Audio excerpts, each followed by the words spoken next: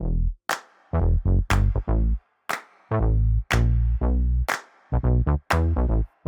joined today by Richie. Richie is a copper. Well, spent pretty much nearly 30 years in the copper in the police force, and still is. Got to inspector stage. A lot of the areas that Richie has been involved in is transport, so road pursuit, and in particular interest to this podcast is aviation. So helicopter pursuit, and ended up running the aviation team. And he has so many absolutely brilliant stories to tell, and ideas about how we find the very best in ourselves, how we deal with extremely stressful situations, how we build the resilience to counter the criticism, which is clearly very prominent in the police force. So welcome, Richie. It's lovely to have you here. Hello. No, nice to be speaking to you. Thank you. That's brilliant. So, Richie, just give us a little bit of a couple of minute bio of your background and how you got into the police and where you are now. So I joined Hertfordshire Constabulary in 1993, so a wee while ago, and I retired in 2022, in December 2022. In that nearly 30 years of police service, two areas of work, sometimes by luck, sometimes by design, and competence. I have to add. I got into certain roles and certain ranks within those roles. And the two key roles, as Ben has alluded to, were police aviation, so a small air support unit covering sort of southeast and central England. Did that for 11 years as a constable, a sergeant, and finally latterly as an acting inspector. And then also roads policing, and both roles are intertwined to some degree. So roads policing again as a constable, a sergeant, and I retired as a roads policing operational inspector back in 2022. So there were other roles that I did in the police service which would have fed into those two key roles, from firearms commanders, control room inspectors, the dungeon master, custody sergeant, and patrol function. So yeah, lots of bits and pieces in the police service, but those were my two primary sort of roles within my 30 years. That's fascinating. So the obvious links to, well, in both aviation, although you were an observer in the helicopters and looking after the department and in charge of the team generally, is that when things go wrong, it's completely catastrophic, of course, to life really. And it's one of those things that we don't go to work every day thinking life is going to be lost. We go thinking, how do we improve our performance? How do we get the very best out of the day? So even though it captures our attention, doesn't it? The whole drama of it, I suppose the excitement of it, it's actually very applicable to everyday life, really. And I think you've shared with me lots of ideas about how you've built these teams around each other. I mean, you clearly do a lot of personal development as well, really. So so putting that team together in the helicopter, how would you recruit the people that you thought were appropriate? How would you build a relationship with the pilots, knowing that to work as a team is incredibly important because the outcome could be catastrophic, obviously? Well, it's interesting. My team that I applied for back in 2000 was the Chiltern Air Support Unit. So a two base unit that was fortunate to have the right people. And sometimes that's the case in a team or a department or an organisation. You just have the right people. The pilots in those days, and so much now with National Police Air Service, and invariably ex-military background. We had more of an ex-Navy team of pilots. But what was interesting, we had one of the police officers acting as an air observer was a pilot himself. And I think I can use the phrase, he got it. He got it as far as crew resource management is concerned, and that relationship you have with a team of people that have different roles, different responsibilities, different backgrounds, understandings and experiences, and sometimes different priorities within a team. But ultimately, you are working as a whole for one priority, which is in the police aviation world, a safe deployment of an aircraft. So one takeoff equals one landing, and you use a tank full of fuel in between, doing what you have to do. And what I found interesting, now I had failed to try and become a fast jet pilot in the Royal Air Force back at Biggin Hill back in the day, for those old enough to remember aircrew selection back at Biggin Hill. We spent 4 or 5 days down there being looked at intently by guys and girls as an 18-year-old then I was. But some of the elements of what we did for recruiting into police aviation to our unit was quite unique in the UK. was based not on how good you can write, how good you could speak, i.e. a written application and interview, but the bit in between, what skills have you got to give to the unit to be trained, and the trainers and the bosses be confident that you will pass the course. Which in my unit we were unique in a selection process in so much that we had a day of people applied. We normally have about 30 applications for one post. We'd invite everyone to the base. And they sit a day of exams. And exams would be, most of them you wouldn't be able to achieve 100% because of the time constraints imposed on the exam. That wasn't the idea. The idea was to put a bit of pressure, time pressure, because that's important in police aviation and in policing in general. Put a bit of time, a collapsing time frame is a phrase that is used quite a lot in the police service. And people would walk out lunchtime going, I've not achieved what I need to achieve in this exam. Thanks very much for giving me the opportunity. I'll leave it there. And out of that, you'd pick the 2 or 3 highest scorers in that written set. And the test would be based on priority assessment. So you get it's almost a paper feed of scenario. What would you do when, if, do this, to map understanding of ordnance survey maps, understanding of looking at photographs and where are they on the map, because that's almost what you're seeing from the aircraft sort of thing, etc. And then the successful 3-4 candidates would go then to a flight test. They sit in the command seat in an aircraft. They give an hour and a half worth of fuel and some scenarios, navigation scenarios, an active mock made-up vehicle follow, not pursuit, but just a follow to see how they could give a commentary, how they could command individuals. We're not expecting a polished subject, someone who'd come out that would be the best for the role, but ultimately someone who's got the right stuff about them to do the job. And then the interview later would be almost just sort of a fact-finding mission. And also, if you've got 2 or 3 applicants that have got to that stage, find the best person for the job out of the 2 or 3, or put them in a pecking order for the next recruitment process. And we've got the right people. So we had 100%. So I joined in 2001, did that process, was successful, did the initial course, passed with colleagues, and came on, over the years to be the sergeant inspector on the unit as well. So flying, regularly with the crew.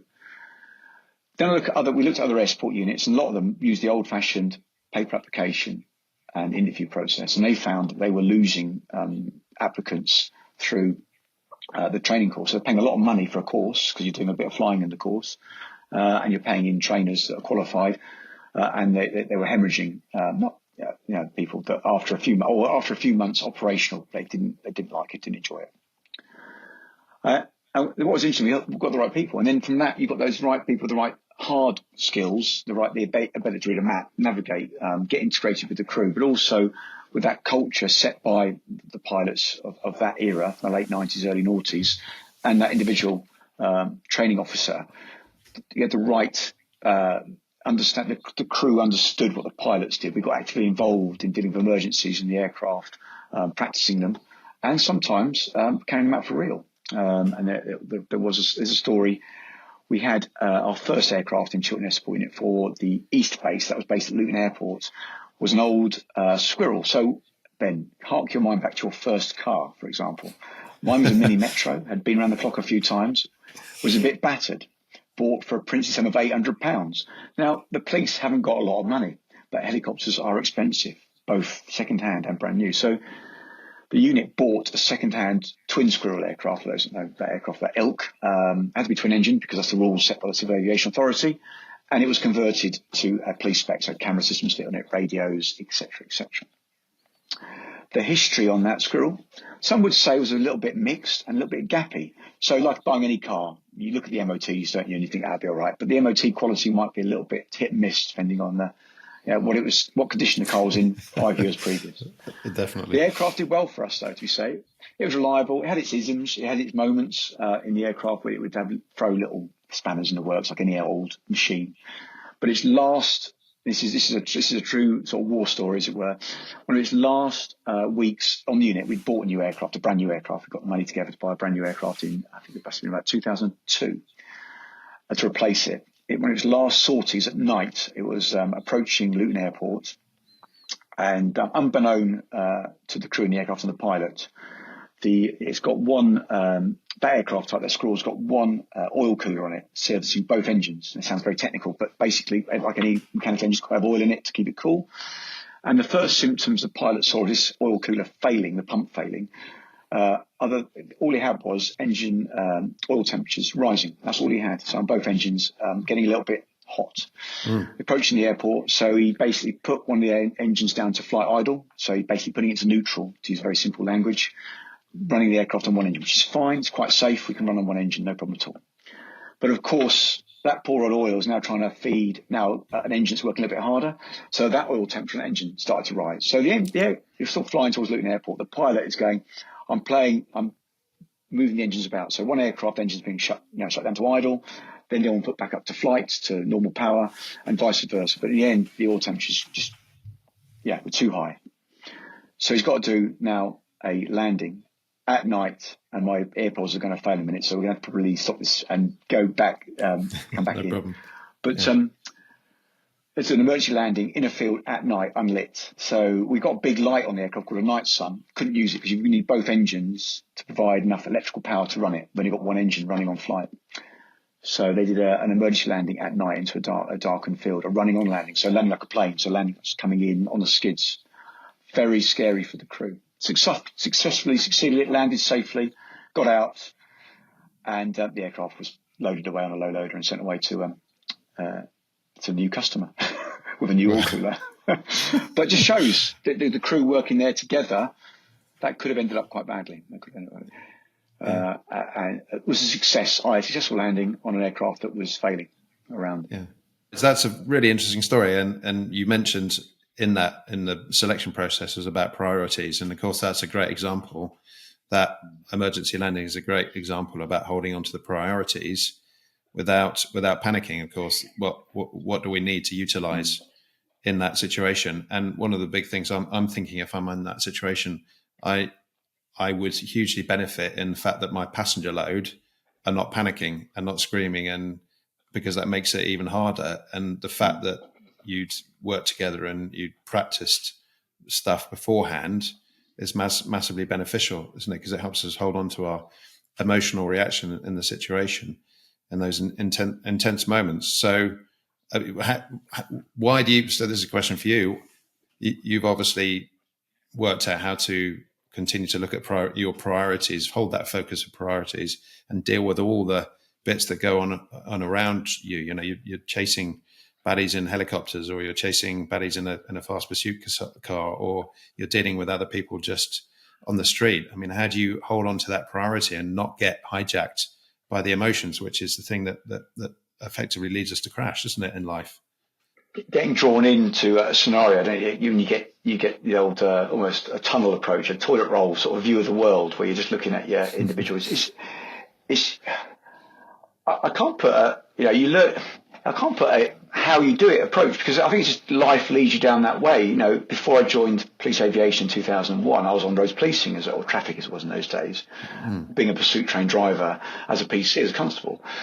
And yeah, pursuits are quite, because they are scary sometimes. Can be quite benign sometimes. You get quite low speed pursuits, or pursuits that are on nice big roads, empty motorways at night potentially, which the threat, harm, risk related to it is lower. So I just think as an individual, you've got to have the confidence and competence as a foundation. It's almost like Maslow's hierarchy of needs almost. If you train well and train hard and practice well and practice hard, and that could be in real events as well, real life scenarios, then ultimately when it gets a little bit hard, let's say, and you have to make a decision that could result in a life or death decision for an individual, not necessarily your own, but someone else around you, you can step back, almost have that moment where you can step back a little bit. And I'm going to step back, but really, you look about and go, right, okay, I've got to step back. What am I trying to achieve? What's my overarching aim and goal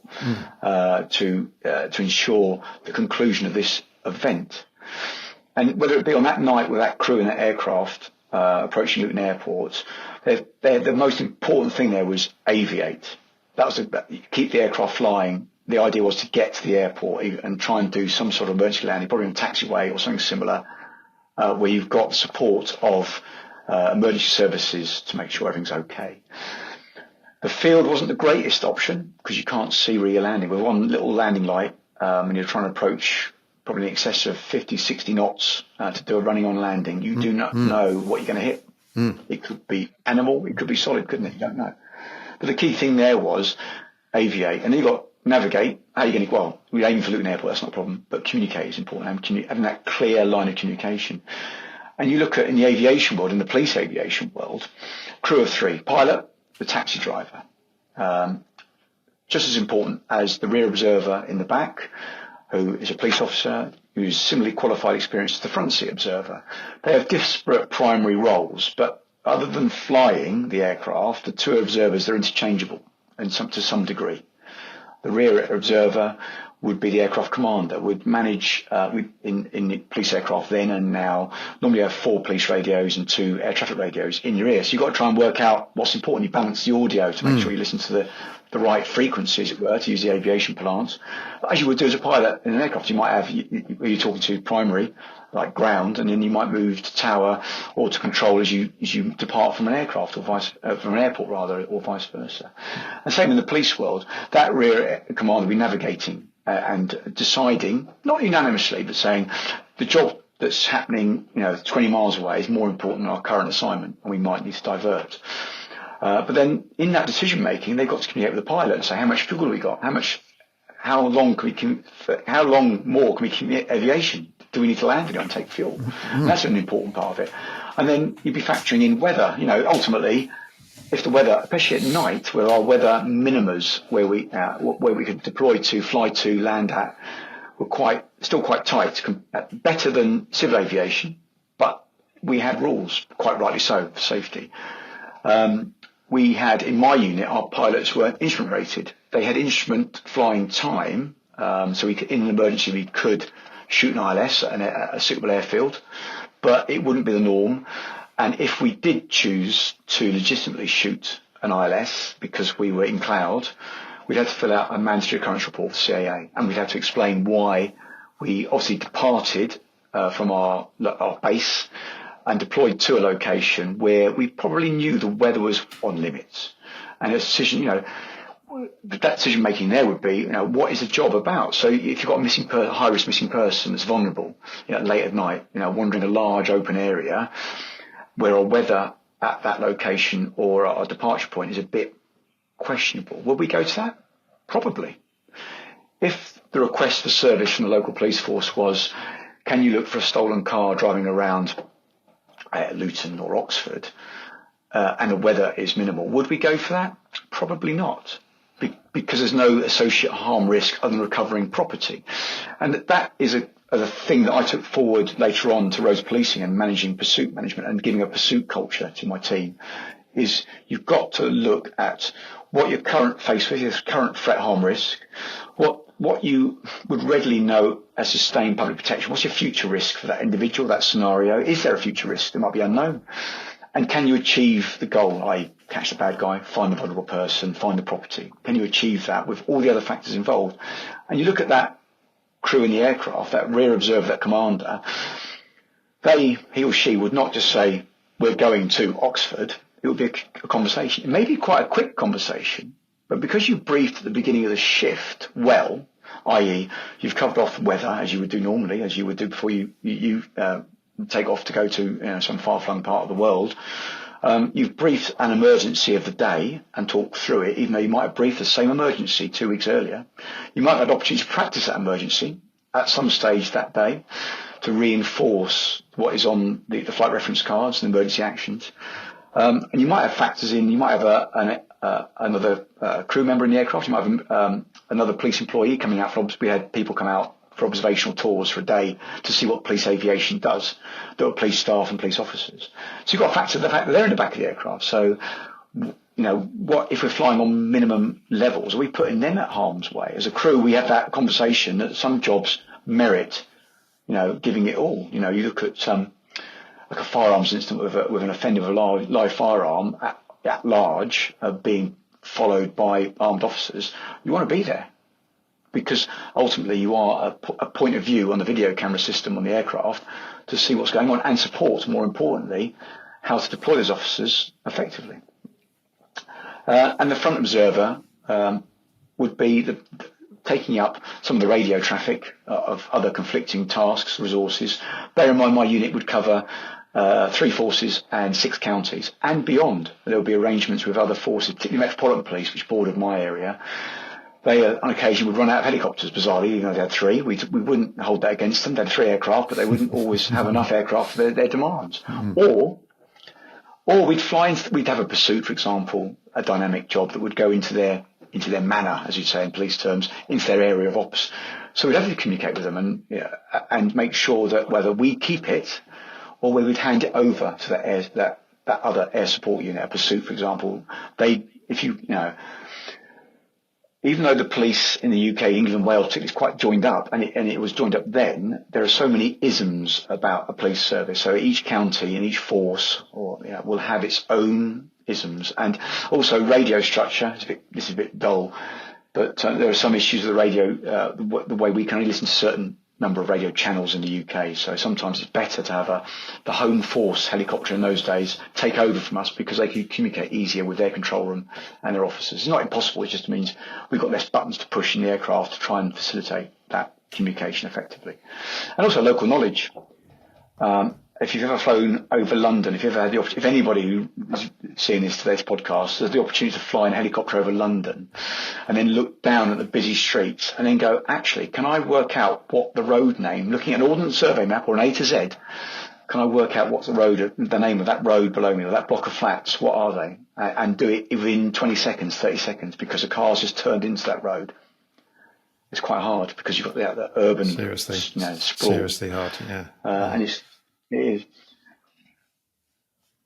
Yeah. So getting the right training, looking at that is very, very important, and getting that right culture to support that training in the crew and make sure people understand, the pilot would understand our roles and get involved. They'd get involved in daytime. Mark, when I board, they'd be looking out the aircraft as much as the air observers. And if we're looking out for a bad guy wearing a red jumper and blue jeans, with a black rucksack, he or she would be calling out to us, have you seen that person at 2 o'clock low next to the wheelie bin, that sort of thing. They'd be part and parcel of the same sort of, getting involved. And to be fair, I never met a pilot, even we had pilots who'd cover, sickness or leave that just came in, spare pilots for us.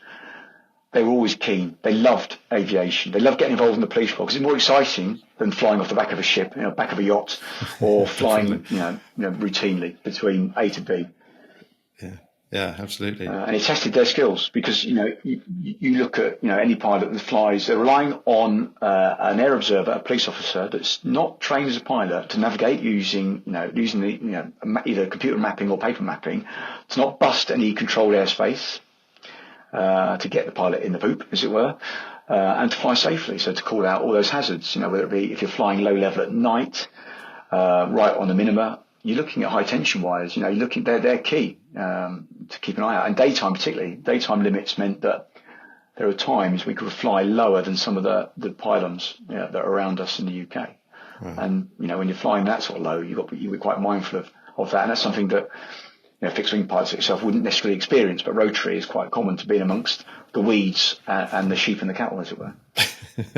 Absolutely, you're really properly in the thick of it, aren't you? And seriously in the thick of it. What's really interesting? There's loads of good keywords that we've used there. Obviously, priorities, and the whole thing is, when I'm thinking about this, is that so much detail.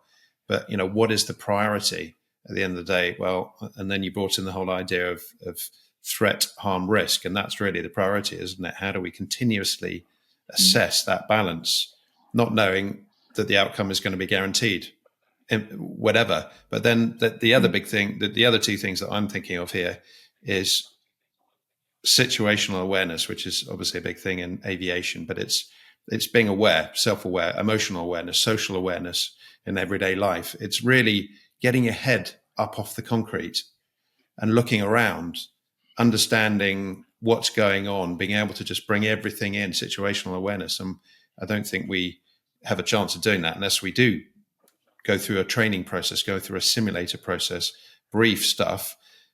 How do you do that on your own with nobody else? Well, not at all. So the other big thing you're talking about here is resources, is that understanding the incredible value of the resources all around us and just making the most of it. And I think it's very easy for us in everyday life that the whole success in life is, I've got to achieve, being Billy Big Bollocks doing this, or, being the sports star individually, or being the CEO star, or I've got to be the one with the biggest Range Rover or something like that.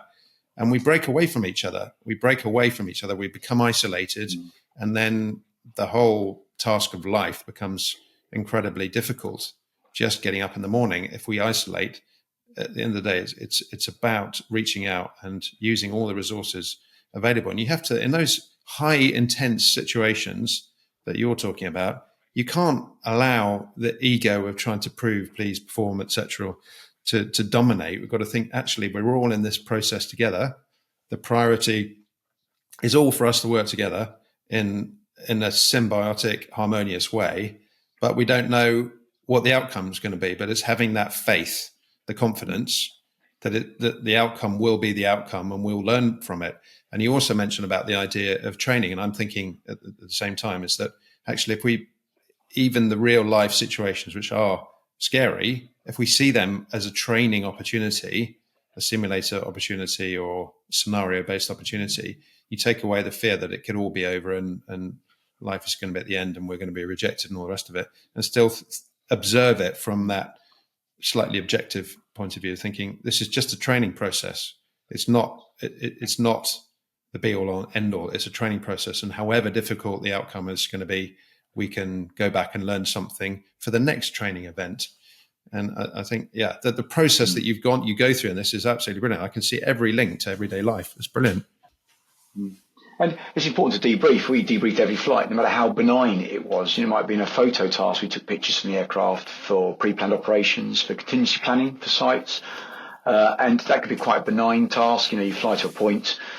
The rear observer, puts a secure harness on, opens the sliding door, and there's a whole process of safety regarding that, because they're by themselves in the back of the aircraft, effectively, with the door open, so you don't want them to fall out, do you? And take some pictures. Quite a benign task. But there'll always be learning from that, and sharing that learning. And when it necessarily goes wrong, police aviation in the noughties, 90s and noughties, I don't know what it's like now with National Police Air Service, I'm assuming they had the same reporting system. They had an informal reporting system, both for mechanical issues on aircraft, so we shared experience. Did you know that our sprocket back box Dubry Firkin broke last week? You might want to check yours, sort of thing. Or, we had this scenario on a dark and stormy night, and it's anonymous reporting, but we knew who it was. Doesn't matter though. Doesn't matter. Just say, no, this happened. This crew member didn't do this, and look what happened. And don't, we recommend you tighten up. If you haven't done so already, tighten up a process in doing this. And of course, MORs for CAA is part of that process where, a pilot would go, I broke the rules. I need to fess up. And the important bit for that is there's no repercussions. You're not getting pointed at saying, Ben, you're cocked up. You're no longer a single pilot for the next 6 months until you can prove that you can do the job. You can go, okay, well, talk us through that. What human factors took part in that decision making that made you go down that route? And we knew it was going to be a flawed end game from that process. And that's why, our pilots, always reported, for example, approaching an airport using the ILS because we'd flown into cloud deliberately, because we'd flown to a job that merited it. And there is a story. I never met the characters involved in police aviation. It's the 90s, and it was Sussex Air Support Unit, which had a base then at Shoreham Airport, which is famous for the wrong reasons, for an air display going wrong. Yes. But they deployed to, I don't know if you remember this scenario. It was a child swept out to sea from a beach. And the police aircraft deployed in the first, because they were closest to it, and they were waiting for a SAR, a search and rescue asset, SAR asset, to come from Portland, and there was a bit of time delay for them to make their ground. And the police aircraft eyeballed the child. They were quite well out, as the story goes, quite well out to sea, and they're bobbing along in the sea, but a young child, I think sub 10, if the story is right, I remember. And they tried a conversation. Twin-engined aircraft. We're waiting for another I think it was the time being talked about was 10 minutes plus for SAR assets to turn up, assess, deploy a winchman, whatever, and do their bit. We've got concerns. We're going to watch this child drown, and we can't live with that. What assets we've got in the aircraft? We've got no winch. We can't physically do what the SAR asset can do.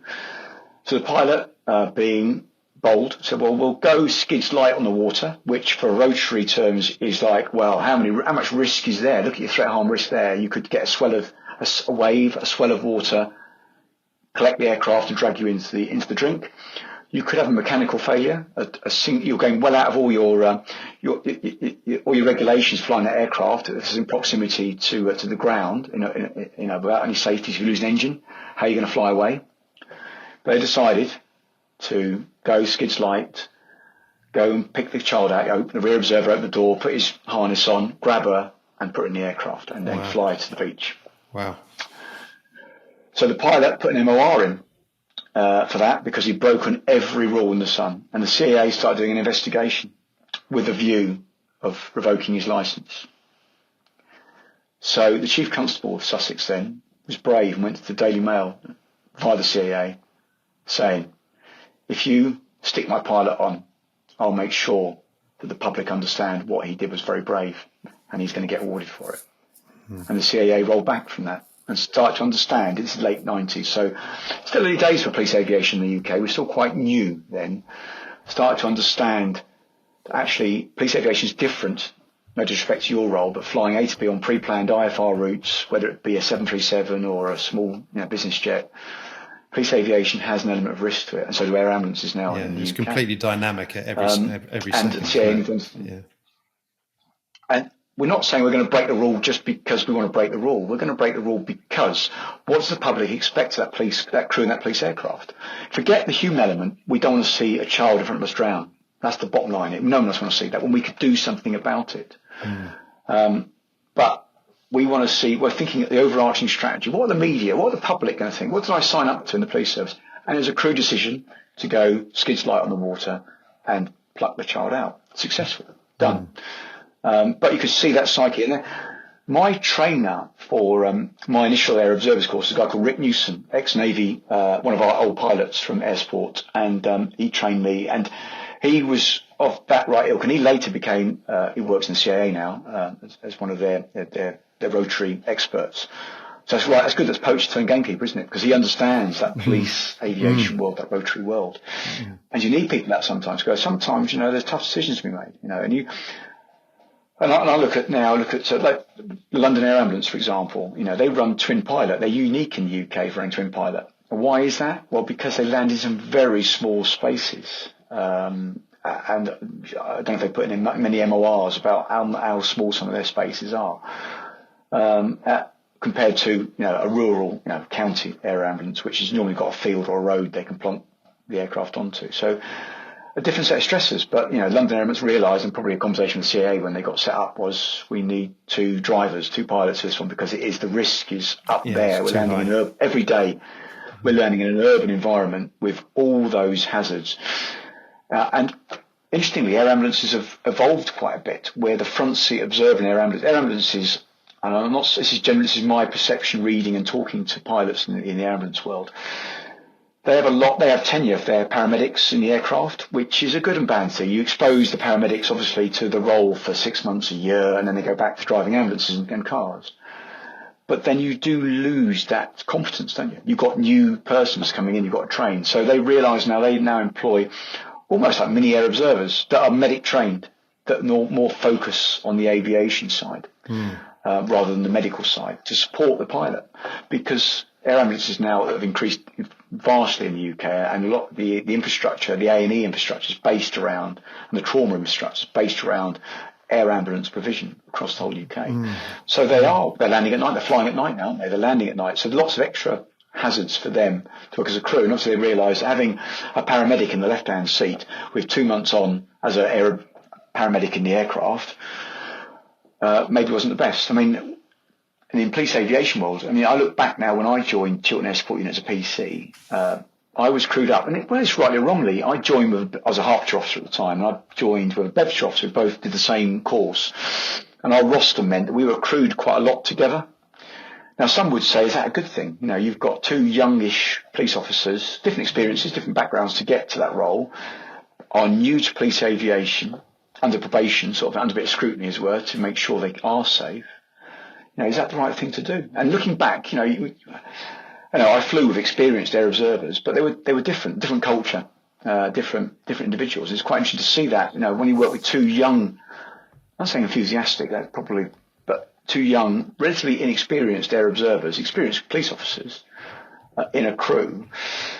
And the pilots, when I later on became a sergeant, and you're having conversations with the pilots who are your common thread in this, what you don't want really, you could argue, is two brand new police air observers in the aircraft with, we call them loner pilots, spare pilots covering sickness, is not familiar with the area, doing a night sortie. And we covered right over to Swindon, and at night, that's quite a long old haul. And you're looking, you're looking at trying the safety of that. And we'd have conversations. Is that right? Is that the right crew mix to do a set of 5 night shifts where for at least 3 of those, we're covering 5 counties and beyond. And their experience of, alternate landing sites, hazards, and working together as a crew and experience with the aircraft. Because as you know, if you fly the same aircraft for a long time, you get used to its little isms, little things, especially as they get older. And you can understand if you get an issue, how to manage that best, and especially the roll equipment, how it works best for the crew. So, yeah, you have those conversations. Do you bring in, if inexperience is in the mix, even though you might have the best selection process, the best training process, and the best individuals in that crew, you've got to be mindful of the fact, do you expose them to that level of risk is probably the wrong phrase, but there could be an element where they have to look at something that would potentially bite them in. I think that's the big thing. So you said, is it the right thing to do? And we've talked about that before. We never really know, is it the right thing to do? But if we do the planning process and going back to the kind of whole training scenario, the simulator scenario is putting ourselves through that situation so that we become familiar with the scenarios before it happens in real life. And we, more importantly, become familiar with the emotional reaction to it. But again, when it comes to is it the right thing to do, we're actually questioning the emotional response if it goes wrong. Because if it goes right, then we're all the bloody heroes, aren't we? And everything. And it gets, the story can be embellished into even greater hero status and look what I've achieved, but the other side of it is much harder to deal with is if it's gone wrong. But having faith that we have to make a decision, we have to take a risk. There is going to be sometimes an absolute disastrous outcome. But of course, you talked about debrief. As long as we're honest about it and we just think we're human beings, we're going to screw up, and we may get the CAA telling us that we're complete. We did the wrong thing completely, even though the big picture, the priority was to save life. At the end of the day, human priority and purpose is really to preserve and procreate. Really, that's the basic thing. So how do we? This is another thing we were talking about a little bit earlier. How do we deal with those situations when it does go wrong? Is it the right thing to do? We don't know. At the end of it, we can either say that was the wrong thing to do, or as soon as we use the right and wrong terms, it's duality, it's polarity. You're either the hero or the shitbag, and that's not helpful because we're always learning. Everything is a learning opportunity. How do we get it out? And you told me that brilliant story about scenario when you're in the pursuit, the vehicles, the effective the simulator scenario of when you're chasing somebody who's a murderer and he's mounting the curb and all the way through to the barrister interrogation at the end. And I think that's incredibly important, because the chances are, if our decision goes wrong, we're going to be hung up in court, or we're going to be hung up with the CA, lose our license, or we're going to be shamed by our community. We're going to be told we're no good. How do we avoid the dark emotional situation of feeling as though we're not good enough, and how do we still make those decisions to take it a little bit of a risk? So talk us through that scenario with up to the barrister stage of the pursuit thing. Yeah, that was part of my as a PC on traffic in the 90s. I got trained to manage pursuits as a PC on traffic, to take part in pursuits. But then the next level up, as it were, in the police service is a tactical advisor. So you're removed from the pursuit. You're normally in an office or parked at the roadside. You're aware of the pursuit happening, or is about to happen. You're trying to plan some contingencies in place. And you do a course called Tactical Advisors Course over a few days. And at the end of that course, there's a scenario given, and that it's going to be a difficult scenario. And in very general terms, the scenario is you're pursuing, or your colleagues are pursuing a vehicle with a known subject, a known individual that is a bad one. Let's say wanted for murder, for example. And you're pursuing them into an urban environment at school kicking out time. So it's busy with pedestrians and little people. The driver behaviour of the subject is now getting a little bit high risk. So rather than just driving, could be doing 30 and a 30, as we'd all be law abiding, he's now doing 90 and a 30 and he's mounting pavements to try and avoid capture and make best progress. My advice as tactical advisor, you've got two choices there. Well, you've got a bit of a mix here. You either terminate the pursuit, you say, I recommend the pursuit is discontinued, and that would happen. Or continue because he's wanted for such a bad thing, and also we're concerned about what he could do in the future because we need to get him to stop him harming any other people. So the scenario would be either option A or option B, and the outcome would be the same, unfortunately. The outcome in this scenario would be, well, option A, you terminate the pursuit, he continues to drive, and he continues his stupid driving because he is that obsessed with getting away from the police and law enforcement. He still collides with an individual further down the road and kills them. Option B, you continue the pursuit because you want to make sure you get him. You try and put in measures to try and stop the pursuit as quickly as possible. But unfortunately, in the mix, he collides with a pedestrian and kills them. And then the end game of that is you are then parachuted into a coroner's inquest where we invited in on the course a barrister that sits on inquests, that manages inquests. When you get public inquests involving coronial ones with the public involved, where you get a jury, he manages that and represents family members against a public body or individual that says, actually, you might be held to account for this. So that barrister would hold you to account, and you'd grip the rail, as we say in the police term, like in any court, because you'd be questioned about your decision making. And that's the important bit. So working out the outcome, unfortunately, is very tragic and in that scenario. And there are real scenarios that happen in policing in the UK every year in pursuits, unfortunately, because sometimes people do get hurt or worse in a police pursuit. But it's the working out. And I took that was my TA course, my tactical advice course was probably 2014. So when I was a sergeant on traffic. And then I came back in 2019 onto roads policing to look after the operations side for Beds, Cams, Hearts, roads policing with a colleague. And I was given the mantra of looking after pursuits. And what I found was quite interesting. And I used the experience of police aviation from 2001 to 2012.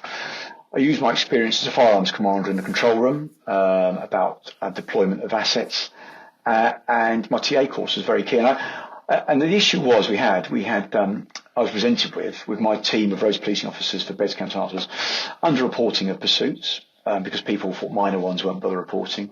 A bit of risky behaviour versus the officers were carrying out some activity which was not questionable. From a public perspective, from a professional perspective, why are you doing that? Why are you putting yourself on offer to do that tactic or that manoeuvre or continuing when it exposes you to more risk? And who is the subject in the vehicle? What's the background behind that vehicle and that individual, to justify your actions? And what my aim was, my boss said, just get reporting sorted out. I said, well, actually, it's more than reporting. Reporting is part of it. It's practicing reporting and getting confidence of people around us about vehicle pursuit. So from my control room background, because my posting before roads policing was as a commander in the control room. So each force has a control room inspector that is basically the boss of that room for various matters, firearms incidents, pursuits being two of them, and commanding those incidents from the control room and making sure that the armed resources or the traffic resources are deployed in accordance with the rule book, and you make the final decision whether it's continuing or not continuing.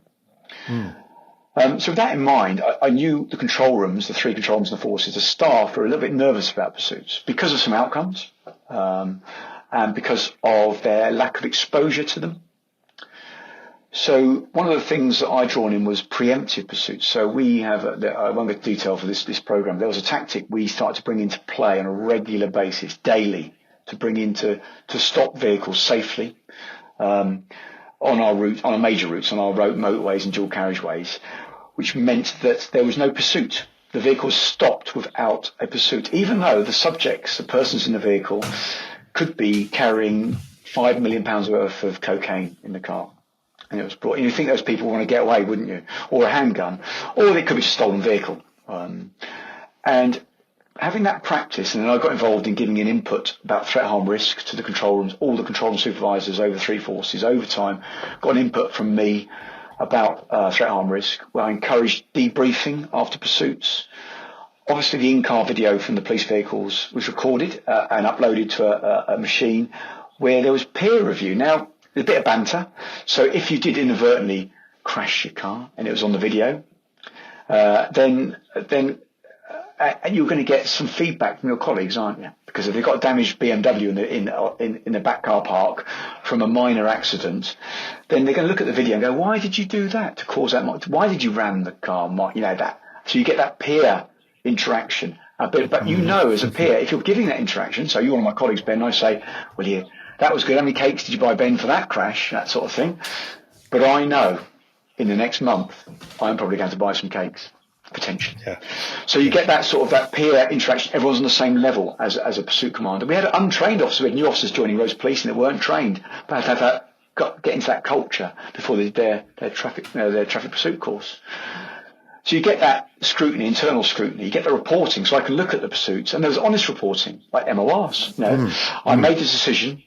With hindsight, it was a bit wrong, and the outcome, it was okay. No one was hurt, but it was a bit wrong. You know, things were damaged. But the bottom line is, most of the time, it was a bit of contact with vehicles.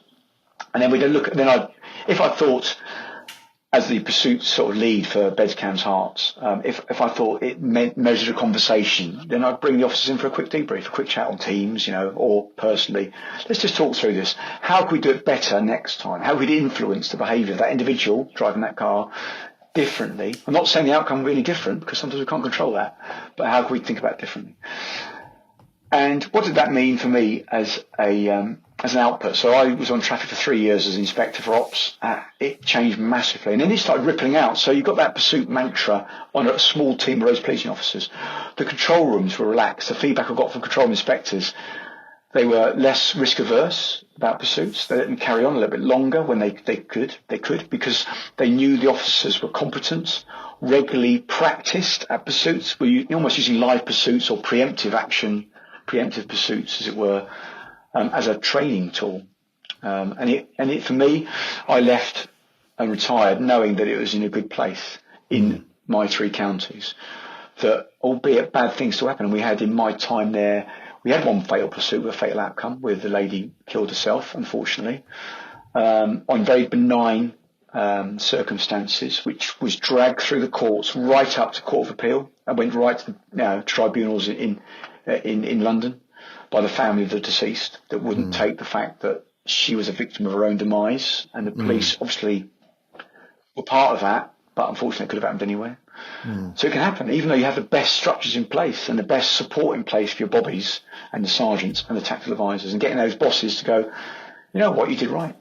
And having that professional atmosphere, that when people apply for roads policing, and pursuits being a part of their role, it's not entirely their role by a long shot, it's a small chunk of roads policing constables' role, is that when officers join, they're not fearful of the pursuits. Because nowadays we get a lot of young officers joining roads policing, people with 3-4 years service, because that's the demographic of our officers on local policing, that's their length of experience.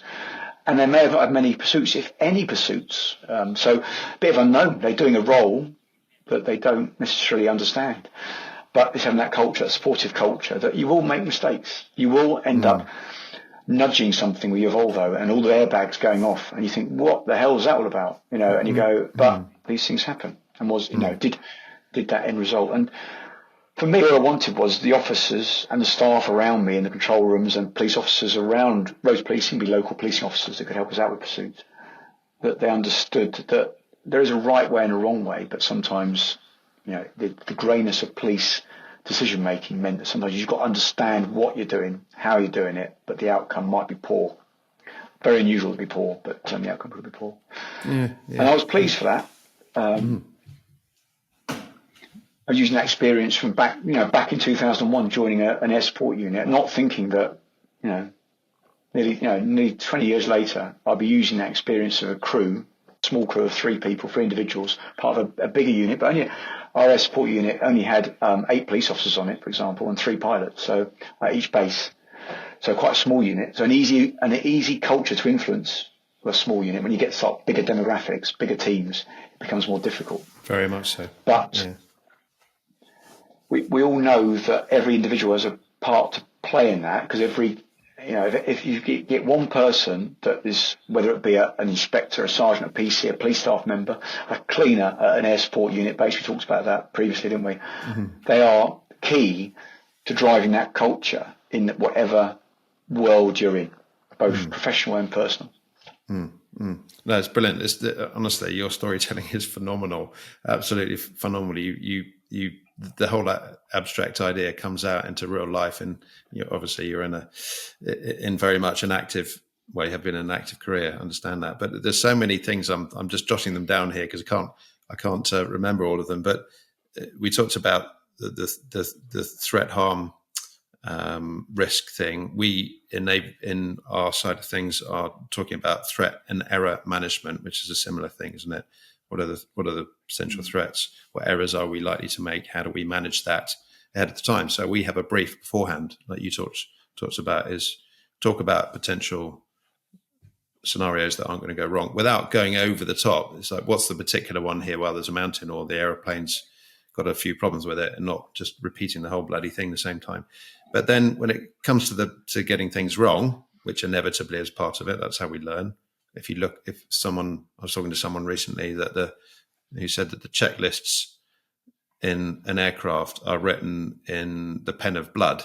In other words, somebody's died because of it, and the review goes in. How do we resolve this problem the next time? And the checklist, right, here we are. This is going to keep us safe and do things efficiently and enjoyable. I use that as an acronym, SEE. How do we see life?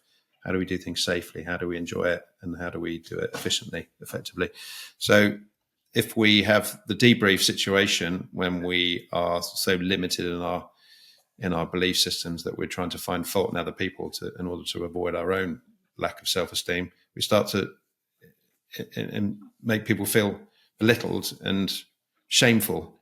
And particularly in your situation where lives are on the table every single day, unlike us, we're incredibly safe in an airline industry. As you say, we're going from A to B. The chances of anybody getting hurt is so bloody small, whereas it's quite high on yours. But still being prepared to take that risk to find the very best in human beings and to support humanity in the best way. But you've got to be honest. And if the criticism and the complaining becomes dominant and the shaming becomes dominant, we can't be bloody honest. We're going to hide away, shove everything underneath, and everything goes wrong. And there's no more important area than policing, in that it's everybody, it's every human being's on the street, everybody's safety. It's so intrinsic. And what was I thinking about is that, understanding, going in with the situation, thinking that people are competent. I've trained as a coach recently, and the whole idea is that you make the assumption that somebody is competent, and that if they do some practice, they will come out with a good outcome. I.e., we talk about professionalism, professional environment, and the professional environment is to stop thinking about ourselves and our ego and our insecurities and self-consciousness and let them dominate. In other words, point out where someone else has gone wrong. How do we feed this incredible uncontaminated fuel into the whole environment around us, which, in other words, is talked about culture, very much a business corporate thing now. How do we feed the fuel of just potential into people, and don't try and bring them down when they made mistakes. Of course, we're all bloody human beings. And I think you saying that you came out with that, you left it in a good place, is exactly that, is that you were geared towards the soft skills. Comes back to the whole idea about soft skills, which is emotionally based, being interested in people, being people orientated as opposed to self orientated. And we talk about Maslow thing, this whole idea of self-actualization, which is at the top of the pyramid, is only possible as a byproduct of committing to something much bigger than that. We can't aim for self-actualization because we'll never hit it. It'll come because we've thought about the people around us and what we're trying to do to benefit the wider group, the wider community, spirituality, police force, operationally safe flight from here to there, whatever it is. it's the same thing. We have to consider much more than just ourselves, because then we learn as an individual on the back of it. And it sounds as though you've, one I think still one of the few males who've really understood the soft skills, i.e. the female qualities, the feminine qualities. And I think that's the solution to so much of our problem now. You guys, I know you're still involved with the police, but Christ, the amount of suicides you must have to go and deal with, and apart from the other destructions happened, we've got to find a way out of this. And I think responding with understanding the soft skills, the emotional side, which you're very clearly demonstrating in a very masculine way, which I think is great, because the storytelling and everything is brilliant. Anyway, that's my take on what I'm hearing from you.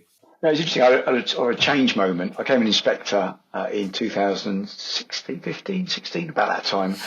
And then one of my roles is in the control room, so looking after a team in Bedfordshire Police Control Room. And so I had one supervisor to support me directly in my day-to-day activity, and then I had about 25 staff to look after. The predominance of them were females, just because the way people generally work in control room, not so much now, but it tends to be a female rather than a bloke, and that was, just demographic. What I learned, we did 12-hour shifts, and what I learned about that was myself, was because I had limited immediate support structure, so I had quite a few roles to look after as a boss. So it'd be a firearms incident deployment 1 minute, which is obviously very high threat arm risk, so deploying the troops, speaking to tactical advisors about firearms, speaking to chief superintendents about the job to make sure they understood and that I got their support, as they call them gold commanders in this.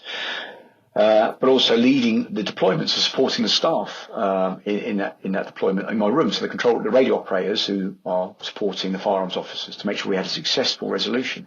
And that was daily in Bedfordshire, unfortunately. And then, of course, you've got pursuits.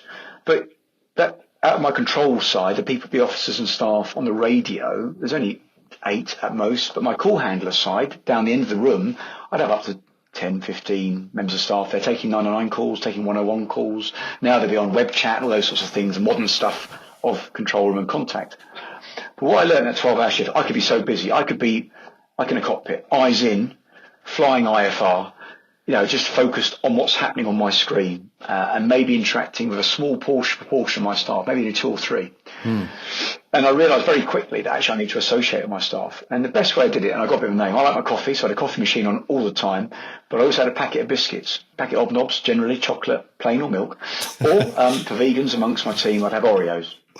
And I'd spend time of my day amongst all the general hubbub emails, obviously, like any organiser, emails, firearms deployments, pursuits, all the wash-ups from that, looking at risky logs, like you might be missing person, it might be a high-risk domestic violence, assault that's coming in, that sort of thing, looking at those and critiquing them and making sure the right resources are going to them, is to put my headset down, get off my chair, and on the way of getting my coffee, getting a packet of biscuits, and then talking to the staff. And I did that every shift. There would be exceptions when I couldn't because it was so busy, but every shift.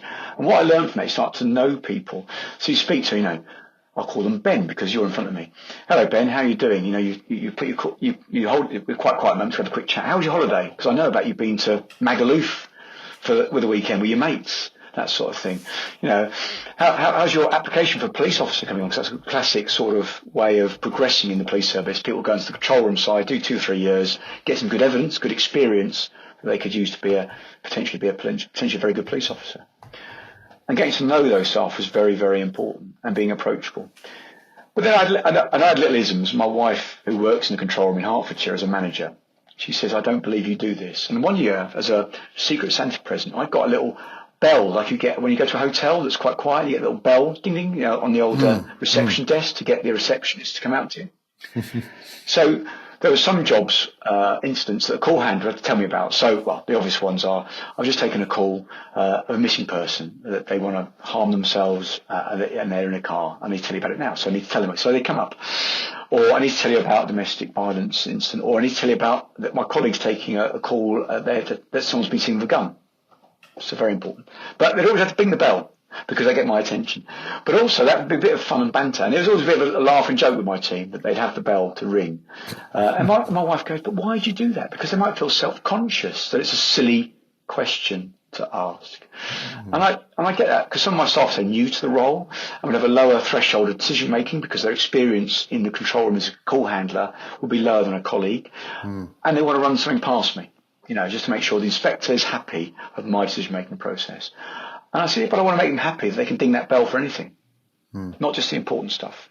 And of course, there might be some appropriate banter, depending on the nature of the job later on, that's appropriate. But invariably, that instant that call handler has only got, say, 6 months as a call handler that's new and feels they want a bit more support, and all their peers on calls and they can't get that peer support, they can still come to the old boy, bald-headed inspector in the room and ask what they may deem to be a silly question. And it never is a silly question. And it never should be belittled. And I learned that quite quickly, is that you've got to get the trust and confidence. And police use that quite a lot publicly. We need the trust and confidence of our public. Well, actually, as a manager, as a leader, however you want to phrase someone that has responsibility for people, you've got to have trust and confidence of your staff first before you even look at outside the room. And if you've got trust and confidence of staff, that bleeds out. I learned from that. And I learned from that from the bobbies on traffic when I posted to roads policing after that. And it's just having their trust and confidence. Bizarrely, although I was still an advanced driver, so I still could drive the high-performance vehicles at speed to jobs, even though I was the pursuit lead, I was offered to do refresher training, like in your world, every 3 years for pursuit management. And when I came along, they're quite difficult. The courses are quite intensive. They're quite staff-intensive for the driving school. And I had lots of new staff. And I always said, I'll take one of these courses up to reclassify, but I don't get out of the office very much to get him actively involved in pursuits. So I'd rather have one of my bobbies either get reclassified or a new bobby get trained than me as a boss, because I didn't want to have a tick. You could argue I'd be wasting a seat in a car for 4 days on a reclassification course, because I wouldn't really go out in the office to take part in a pursuit. I'd tactically advise it and say, to the control room, you need to consider this, this and this. But it's because of my experience. So there's that interesting sort of balance there of I'd go on a course quite happily, but I always had too few course slots for my officers. I always wanted enough officers to be trained. Because if you don't, then one of the little flow charts you have for pursuits is, have you got the right trained resources? And if it's answer no, then you start going to a potential world of pain, where activity could take place either by people who have run out a ticket, need a requalification, or have never been qualified, making decisions based on stuff that could put them under criticism later on. So if they're told you can't pursue, that's quite a difficult decision, isn't it? So a bobby that may have been pursuit trained at one stage and is waiting for a course next month, but as time lapse, they can still drive a fast car, but they can't take part in pursuits in any capacity. And they get involved, they light up a car to stop conventionally, in a town because it's acting a bit suspiciously, and it makes off. And then they learn that the driver's wanted for murder. I'm going to use extreme scenarios, wanted for murder. Yeah. That becomes part of the decision-making process. And I'm not saying that officer shouldn't continue the pursuit, but it becomes a big factor that they're not qualified at that time to continue the pursuit. And in the police world, whereas in the aviation world, back from my days in Chiltern Airport, we had the big rule book, the Police Air Ops Manual, like any aviation organisations, got some big books propping up, various bookcases in various offices, relation to maintenance, to operations. The same with the police. There's big books, and if you start going off-piste, you can go in a world of pain. But if you can justify it, and you've done it for the best intentions. And bear in mind, you talked about risk to life and saving life. The police have got a positive derogation, they call it, a positive derogation in regards to the Human Rights Act and Article 2, which is saving life and preserving life. So when I deploy firearms officers in the control room on a job, so I got information that maybe a car's occupants, that they've got a firearm, which I believe to be an active, firearm, not a imitation. I'm deploying my officers. Now, why am I deploying firearms officers there? Well, because those individuals in that car with that handgun, what do I know about them? Do I think that they're going to shoot someone else? Well, they're not taking the gun to go to a Christmas party and play with it, are they? They're going to use it to threaten at the very least. Are they a threat to my officers if I use, say, a bobby from local policing at Luton to try and stop the car? Well, yeah, because they want to escape, don't they? So if they're cornered by the officer, then they're going to probably point the gun at them, aren't they? Which is not a good place to be from anybody. And I can allude to a story there, if I may, from my days in air support overlapping into the firearms world. This is 2002 in Luton, where information received by the police that there was a gentleman in a car. He was in a bit of a bad place, but he had a handgun we believed to be viable. And this was the afternoon. So we got tasked initially to go and search for it's a Jaguar, if I remember a Jaguar in Luton, a red Jaguar. Well, when you look out your cockpit window and you approach an airfield, look out the window and go, right, can I pick out a red car? My God, there's a lot of them out there. So we declined that task, saying that's not really appropriate for a police aircraft to look around Luton for a red car, because we'll call a lot of red Jaguars. Believe it or not. So a bit later, though, a dog handler, so an unarmed officer, a dog handler, picked up the vehicle on the A6 road coming out of Luton. Had a few cars in between the dog vehicle, the marked police vehicle, and the subject vehicle, the Jaguar. To cut a very long story short, it was dark. We got deployed to it from another job, so we were making hot foot. Now, when you talk about stars aligning, the vehicle got stopped in a small village. It got balked by traffic, so the Jaguar got held at a set of giveaway lines by traffic. And there's a bus full of people, a couple of cars, and the dog handler. And it was stopped by a pub called the Flying Horse at Clophill. Now, my pilot who was with us was a new pilot to the unit, ex-Army Air Corps, good man, retired now. And I said, take me to Clophill, take me to the Flying Horse pub. And Bill said to me, my pilot, said, it's a good thing I know where that is, because I'm living there at the moment. So that helped out a lot, because navigation was quite easy. Yeah. So your first thing about navigate is tick, because it's a very dynamic instant now. We're just making ground to the fact this car is now held in a line of traffic with public. So you're looking at what's this person's intentions? We don't know. We've got police officers unarmed, 3 or 4 cars and a bus away. And we've got firearms units that are armed making their way to the incident. And the subject got out of the vehicle. He spotted the dog handler. The dog handler got out of his vehicle. What do you think happened next? The subject pointed the gun at the dog handler and pressed the trigger. Luckily, there's a reactivated firearm, and that round didn't discharge. And at that time, 2 firearms cars turned up. The officers debussed, armed with, we call long barrel in the police, a rifle. And the youngest in service armed policing officer, the newest trained, shot that individual dead. A sad story. He had a family, he had parents that obviously weren't best pleased that their son had died, and we were trying to we could have done something different. But you look at that scenario, and then you take the information, that handgun went to the Home Office firearms testing laboratory, and the next round discharged. So the next round was a semi-automatic pistol, so the dead round would have been ejected from the shell case, would have been ejected from the pistol. The next round would have been discharged.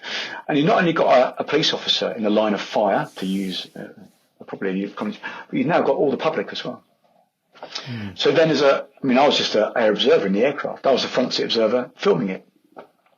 So I filmed what I believe to be the first live fatal police shooting from a police aircraft in the UK, bizarrely. Sad though it was. And that went through inquest and so forth. But then I was on a firearms commander's course back in 2017 in North Midlands. I was with a bunch of similar inspectors like myself, and the trainers were firearms trainers. It's a 2-week course. I said, gentlemen, ladies, we're going to show you a video. I don't know if anybody knows about this video. From a helicopter, a man getting shot. And one of the firearms instructors looked at me and said, Richie, you're Bedfordshire, aren't you? Do you know anything about this? And I knew the video went viral internally within the police service. Of course. And I went, I might do. And it was good context for those instructors, because I could give the background. They only knew a little bit, but they knew a little bit about the handgun. That was it. They didn't know about the context behind it and the subsequent board investigation, inquiry and all that. What have you. But by the grace of God, that dog handler lived to tell the tale. And unfortunately the man died because that's the nature of the beast. And the Article 2 risk there, obviously to everyone, the police officer and the my equivalent in the control room then in 2002 would have had the same sort of thought process. My overarching strategy is just to preserve the life of that police officer, and importantly, all those members of the public. And it is also, in my best way I can do, is to try and save the life of that individual. If he'd been approached by the firearms officers and they managed to put in a command call saying, no, armed police, put your gun down, and he complied, which is the sensible thing to do when you're fronted with two armed officers, it would have been a different story. But they're faced with getting out of the car and looking at an individual that is pointing a handgun at a police officer. You've got to take some action, haven't you? You've got to take some action. There's so many things in there. I've written so many things down while you're telling these incredible stories, really. Humanity, taking interest in other people, approachability, trust and confidence, all that stuff that you talked about when you're in with the ding in the bell. Having humor, massively important, lightens up the environment, means that actually I'm here and I'm taking interest in you. To actually know that they were going to Magaluf in the first place shows that you're thinking outside of yourself. Why? Because it builds confidence in some other people and it builds trust.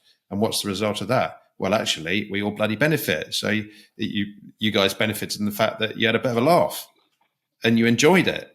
It was efficient. It was safe. I mean, everybody benefits, don't they? And it is about thinking about others. If we think about others, there is always something that comes back, and it's very easy to be cynical and to say, oh yeah, but I'm always offering people something. I never get anything back. Well, actually, probably what you're doing is trying to people please because of your insecurities. You're trying to, blow smoke up someone else's arse so that they tell you how wonderful you are. And of course, if they don't, because they're distracted or their mum's ill or the children's ill, and you don't get it back. It's like, well, I gave it to you. Why didn't you give it back to me? And that comes back to the whole self-interest as rather than thinking about other people. But again, having priorities, that big picture, the situational awareness.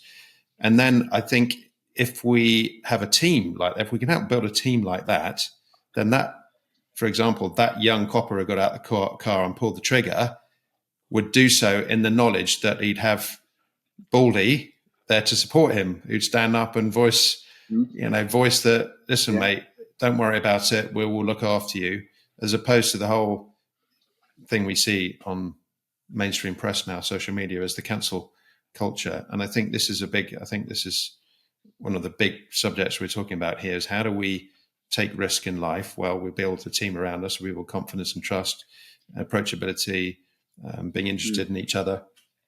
All of us benefit. So then when we're hounded in the court by the savage barrister, absolute savage barrister, I've stood in a court, well, it was divorce court, slightly different, stood in a court, being hounded by a barrister, absolutely fascinated in that barrister's determination to destroy me mentally. It was only part of her job, but I just thought, I'm not going to get caught up in this. I'm going to be a fly on the wall watching this. And again, how do we be on the fly of the wall watching these attacks on us, whether they be justified or not? And I think it's, if we reach out to the people around us and we support each other at the end of the day, I think this is what the big thing I'm saying here is that you're very interested in building a support network which benefits you and everybody else around us. That's the priority in life. Yeah, absolutely. I mean, trust, support, and empower is a phrase I use quite a lot in my later police world, police life.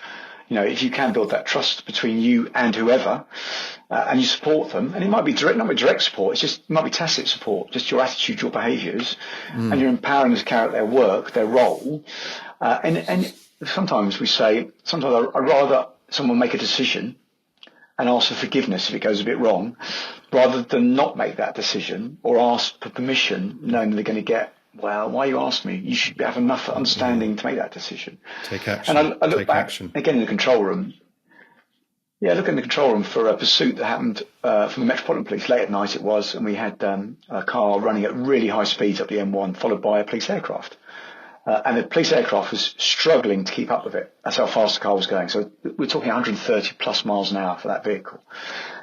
The vehicle, unknown. It was a grey blob on a thermal imager camera. So we've got no knowledge of what that car is all about. It comes to Bedfordshire, and I'm the control room manager for that sunny day in Bedfordshire on that night. And my traffic resources pick up on it and start to pursue it through some towns and villages late at night in Bedfordshire. Again, we don't really know much about the car, but it's making its best to evade capture. It's on heavy telly, the police aircraft still with it, so we can see the imagery that the police officers in the aircraft and the crew in the aircraft can see. We can see their imagery. The vehicle loses control and skids out of control, hits a tree.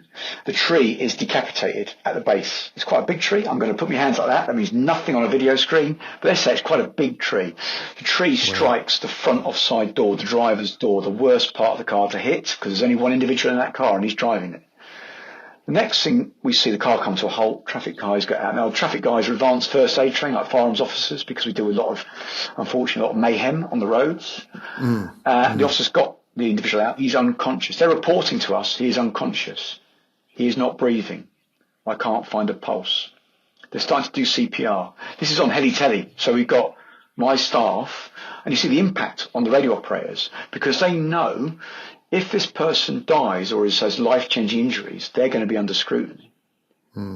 But all I said to them is, you've got my back, and we're writing up now how it all happened. Record everything. Don't focus on the fact that something bad has happened. Now, fortunately, whether he was really, he probably was unconscious, probably deep unconscious, and the officers couldn't detect a pulse, and there probably was very limited breathing. But with a bit of chest compressions, and he got a sore sternum out of this, he came back to life, So the scrutiny came off. There was a little bit of post-debrief script, don't get me wrong, there always is. And he was a bad lad, very, very, very bad lad, and we got him. But it was just seeing those staff members going through that little bit of concern that they get involved in some sort of board of inquiry, which would ask, but I said, you've got my support, you've got all that structure behind you, that I'm the commander. You're merely making sure by the radio communications that officers and other people know where the pursuit is and managing it accordingly. And that the hindsight guru could have said, discontinue the pursuit. It's too fast. It's too dangerous. We don't know much about the car. If that had been 4:00 on a Friday afternoon outside of school, yes, definitely. But surely the police have got you as a member of the public and me as a member of the public. We expect the police to catch bad people, don't we? Not at all costs, but we need to catch them. It's getting that team ethos to understand that, those officers were well trained in the pursuit management. They were well trained in doing the first aid element when they dragged him out of the car. Yeah, exactly. And again, it comes down to priorities. Is we're preserving life. Okay, sometimes we have to risk life in order to preserve greater life. I mean, we can't go into the philosophical debate about whose life is worth preserving, but we have to make those instantaneous decisions. Sometimes we have to take action, and we've got to take risk in a world now where our youngsters. This is the big thing I'm concerned about, is our youngsters are being told not to take risks. They're encouraged not to take risks. Of course, COVID came in, and it was all about not taking any risk.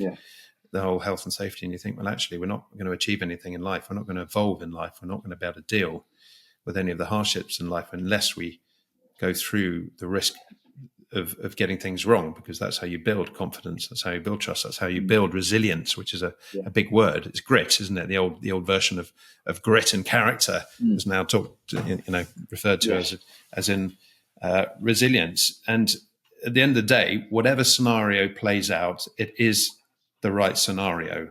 And instead of being hounded in the public arena or hounded in a barrister's court by a barrister in a court saying you did the wrong thing, there is no wrong thing in my mind. There is no wrong thing. There are only learning opportunities. And that sounds a bit glib, classic Instagram psychologist. Yeah, there are no, you only ever learn. But your situation is bloody well right in the core of, right, this is proper experience. This is proper life, death and life, really. And I think it's really important. Richie, we've been going on for, I think, nearly an hour and a half now. So unfortunately, I'm going to wrap it up. But again, I say this to all my guests because they've just been absolutely so fascinated, and it continues to be. And I am absolutely in awe of your storytelling ability. And it's not fucking bullshit, excuse my language. It's real life stuff. And anybody listening to this is going to get so much out of this. And please, to anybody listening to us, it's not just about the big bollocks hero, policeman or aviator or whatever. This is about how we apply this to every single moment of our life, from the moment we wake up. So what I'm going to do, this is the first time I've done this on the podcast. I've developed this concept called smell. And I'm going to ask you, I haven't pre-warned you for this because you're a pretty tough son of a bitch. And I'm going to lease this on you. It's called, what is your smell? And the MELL stands for minimum equipment list, effectively. So in an aeroplane, we have a minimum equipment list, as you well know. You can't take off unless you satisfy the requirements of that of the minimum equipment list, which is a requirement, legal requirement. Okay, so I've adapted that. What is my minimum equipment list? On the end of it is another L. So for me, it's music, exercise, laughter, and learning. And the one at the beginning is an S, which my stepfather, with a bit of dementia, came up with this, which was brilliant, turned it into smell. S stands for shit. Okay. And the shit in life is a fertilizer, isn't it? So we all think, oh, life's a bit shit, and oh, you a shit, and I'm a bit shit. At the end of the day, if we choose the mindset to think that shit is a fertilizer, then we succeed. So anyway, you don't have to come up with an SMELL, but what would be your minimum equipment list for dealing with life and the goods and the bads? You know, say you're in the heart of difficulties emotionally. You know, what do you do? Is it breathing? Is it exercise? I know that you're a runner. What are your give me 3 things that you do just to keep yourself on the straight and narrow in the greens, keeping it in the greens? Keeping it in the greens, minimum equipment list. Yeah, definitely have outside interests. Have a good support network. That could be family. That could be in my running groups. It could be work colleagues. Yeah, so having an outside interest, running for me is good headspace. Having a support group, family, and the wider family definition, whatever, however you want to word that, how you want to describe that. And yeah, it'll always get better from your learning. You know, I look at my 30 years in the police service, and when I joined Watford Police in 1993 as a bobby with a top hat and a tunic, walking the high street in Watford, for those people that may know Watford. Yeah. A few years later, there was it must have been 2020, there was a NATO conference at a posh hotel near Watford. And I drove my marked traffic BMW X5 down to Watford for a couple of meetings to talk about the security and the roads policing response to protecting all the presidents and the learned, you know, the prime ministers of the world. And I drove around Watford and I went, this is a big journey, 30 years almost, where I wouldn't have thought as a PC walking the town centre of Watford, you know, when all the clubs are kicking out, etc. I wouldn't have thought 28 years later I'd be driving a BMW X5 as an inspector on roads policing. And how to get to that journey, sometimes I manifested that I applied for jobs. I put myself into harm's way by exposing myself to interviews and learning how to what my skill set was. Understanding yourself was important. What is your strengths and weaknesses? I could never be a detective, so I never went for detective roles. So there's understanding that and going what you're good at, and that's the key thing for me. In amongst the fact that sometimes what is bad now, what your shit is now, sometimes will fertilise later on to be a good thing, a positive experience. Yeah, brilliant. I love that. Okay, so community, taking a bit of a risk and understanding yourself, which is everything I agree with, and all my stuff shit is everything leads to the growth of something. The music can be played, is often played with everyone else. That's part of the community. Exercise, I play sports, I play cricket, I help coach. That's all part of the community. And laughter, when you're laughing with other people, you're with the community and you're learning about yourself. And I think that's all the same message, isn't it, at the end of the day? Absolutely brilliant, Richie. I'm sorry that we have to wind this up, but thank you so much for coming on. It's been an absolute pleasure. Likewise, I've enjoyed talking to you. Yeah, it's been good. And for everybody watching, wish you all the very best. And please do remember to keep it in the greens.